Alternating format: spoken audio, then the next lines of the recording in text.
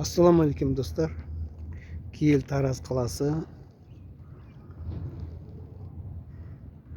Тарихи көне Тараз кешеніне келдім.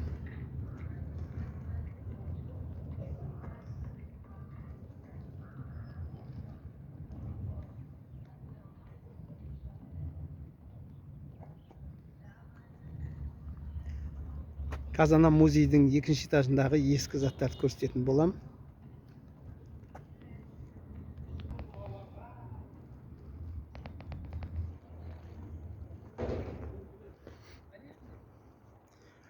Жамбыл облыстық тарихи өлкетану музейі коммуналдық мемлекеттік қазыналық кәсіпорны дейді. Өлкетану музейі.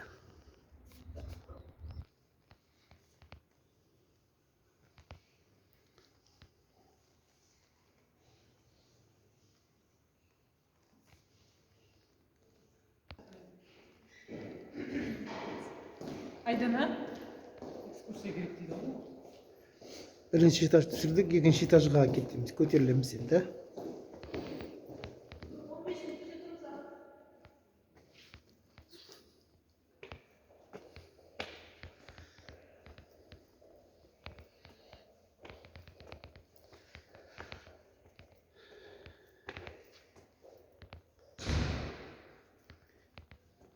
Екінші этаж.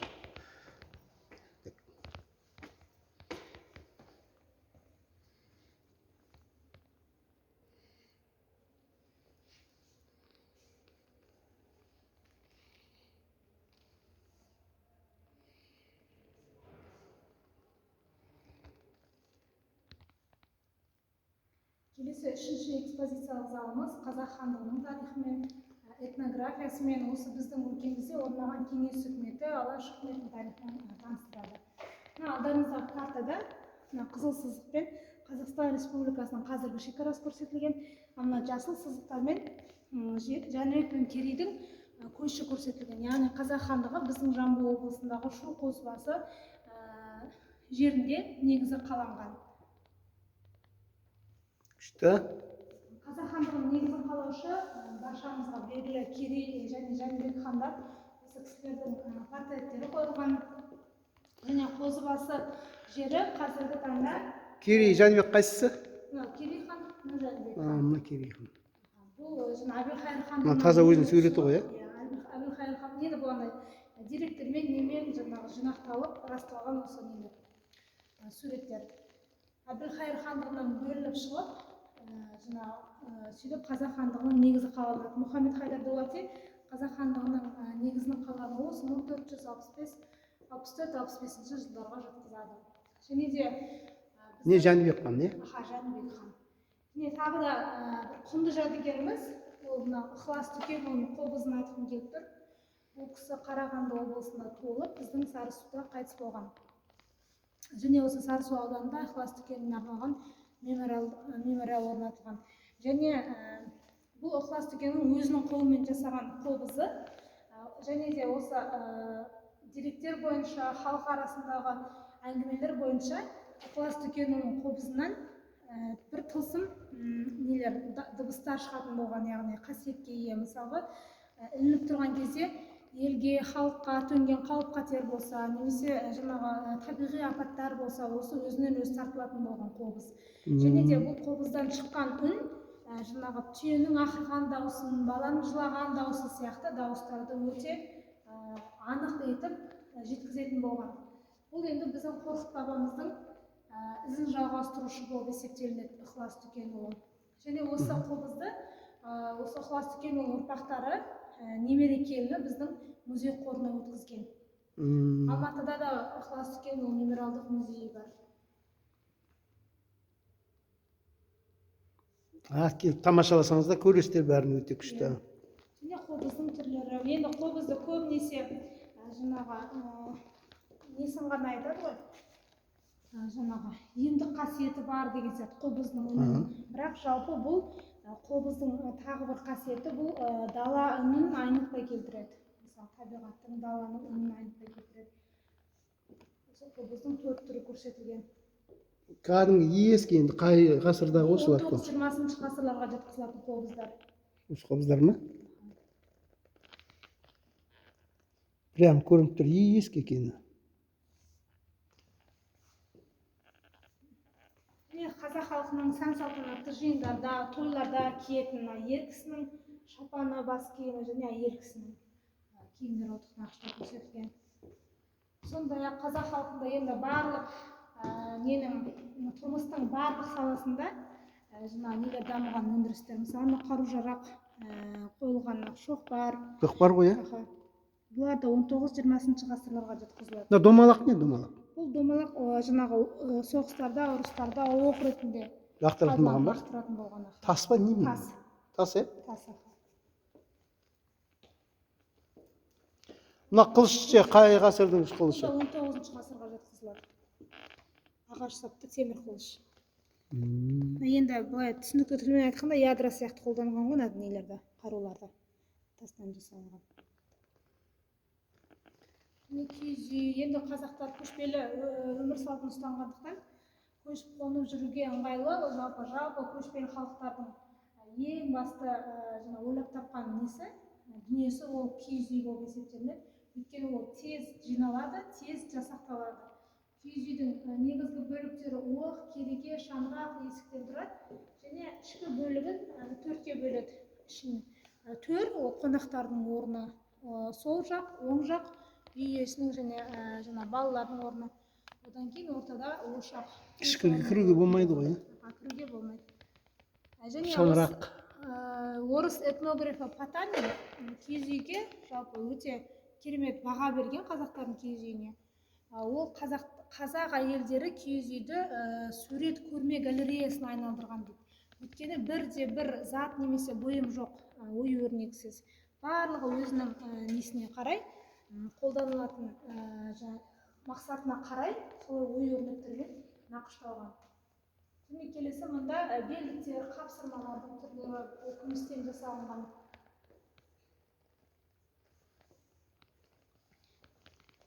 Зергерлердің заттары. Мына белдіктер ғой, Белдіктер күмістен таза былғарыдан жасалынған. Бұны көбінесе батырларымыз, қазақтың батырлары тағатын. Мұнда жаңағы қапсырмалар да ерекше ою өрнектермен әсемдеген. Және де көпшілік бөлігі осындай шеке бұйымдардың, жалпы киімге тағылатын бұйымдардың барлығы көбінесе күмістен жасалынған. Өйткені күміс қазақ халқының түсінігі бойынша жамандықтан, бәле жаладан, сондай белгілі бір жаман күштерден сақтайды деп сенген. Және мұнда әйел затының әшекей бұйымдары да өте бай көрсетілген. Біздің музейдің экспедициялық тобы осы әшекей бұйымдарды жинауға атсалысқан. Бұл жалпы музейдің еңбегі. Таза күміс пе бәрі? Білезіктер? Таза күміс, білезіктер 19-20 ғасырларға жатқызылады. Шашбаулар, шашқа тағатын, шолпы, шекеліктер. Шекелік. Мына ортада тұрған не деуші еді? Бұларда өңіржек дейді. Қандай? Өңіржек. Неге тағылады ғой? Қамзолдардың, шапандардың киімдердің үстіне. Екіншісі шолпы, бұл шашқа тағылады. Қыздардың шашына тағылады. Анау ше, бірінші? Бұл біріншісі нелер. Бір ортадағы өңіржек, шекелік бас киімге тағылатын. Және шолпы шашқа тағылатын.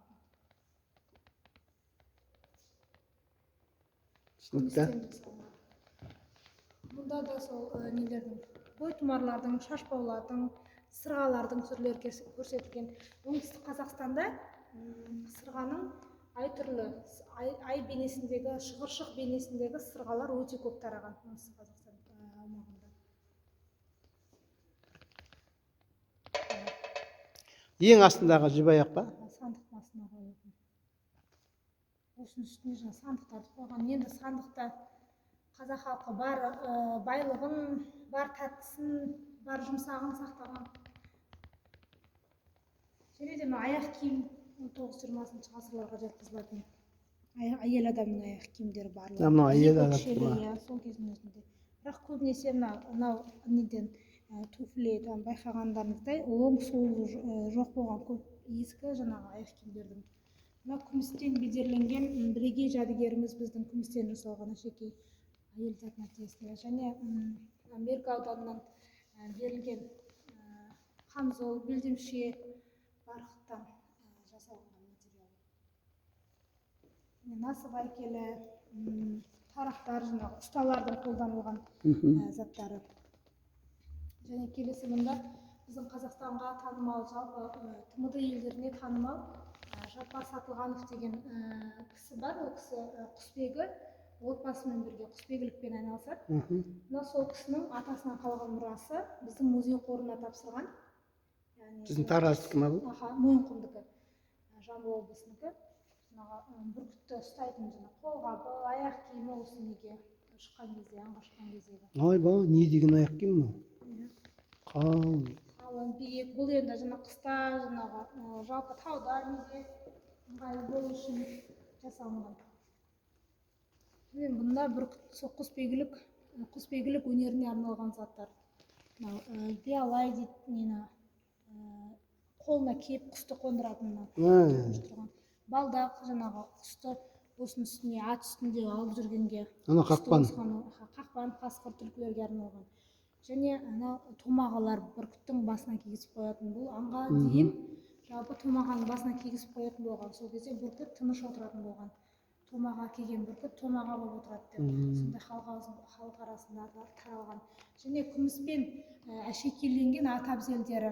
Бұл енді сол кездегі қолөнершілердің ең қымбат тұратын дүниелерінің бірі болған. Өйткені бұндай әшекей бұйымдарды жасауға бірнеше жылдар кеткен және бағалы тастармен жасалынған. Көбінесе Белдік па не мынау? Анау жіңішкелер. Ат әбзелдер. Ат әбзелі аттың үстіне. Аттың нелері, не істейтін. Салтанатты түрде аттың нелерін кигізіп, сондай жорықтарда, салтанатты жиындарда осындайлар. Енді бұндайды көбінесе байлар, бақуатты жағдайы бар адамдар ғана өзінің аттарына алатын болған. Және қару-жарақтардың түрлері, сауыт, салмағы 6 килограмм 800 граммдай болады. Дулғалар, бұл енді 19-20 ғасырлардағы қазақ халқының киген жорықтарға киген киімдері және қару-жарақтары қойылған. Бұл біздің Қазфосфат жерінен табылған. Бұл енді халқының тек қана батырлық қырын қана емес, сонымен қатар қолөнерінде өте жоғары дамығандығын көрсетеді. Өйткені бұл да темірден өрілген сауыттың бір-біріне темірін кигізу де өте ұзақ уақыт алатын болған. Және де батырлардың да келбетін көрсетеді. Өйткені мынадай темір сауытты кию, дулғаны кию, қару асыру, атқа мініп жауға шабу да үлкен күшті, ептілікті қажет ететін болған. Мынау қай ғасырдың нелері? 19 ғасырдың басына жатқызылады. Ағаш материалы. Ағаш, металл материалдары. Және келесі экспозициямыз біздің қазақ хандығының тарихының, қазақ хандығының құлауымен және біздің өңірдегі, яғни Әулиеата уезіндегі, енді бұл кезден бастап Әулиеата талас бойы Қоқан хандықтарының жаулаушылығы басталады. Сол кезде біздің тектұрмас бойын, Тараздың көптеген жерін қоқандықтар басып алып, көптеген бекіністер салған. Және сол қоқандықтарды қуып шыққан, яғни елден, осы жерден Черняев отрядының нелер көрсетілген, шақыртылғандығы, және сол Қоқан хандығына қарсы күрескен біздің батырларымыз Байзақ Мәмбетұлы, және бұл кісіге арнап Байзақ ауданының аты берілген. Сонымен қатар бұл кісінің кесенесі бар, Байзақ батыр деген, Байзақ ауданында. Және келесі Алаш автономиясының құрылуы 1917 жылы 5-13 желтоқсанда Орынбор қаласында өткен, жалпы съезде жарияланады. Сол Алаш автономиясының Әулиеата уездік Алашорда комитеті көрсетілген назарларыңызға. Және оның басында Әзімхан Ахметұлы Кенесарин деген кісі тұрған, осы Алаш үкіметінің біздің Әулиеата уезінде орнығуына.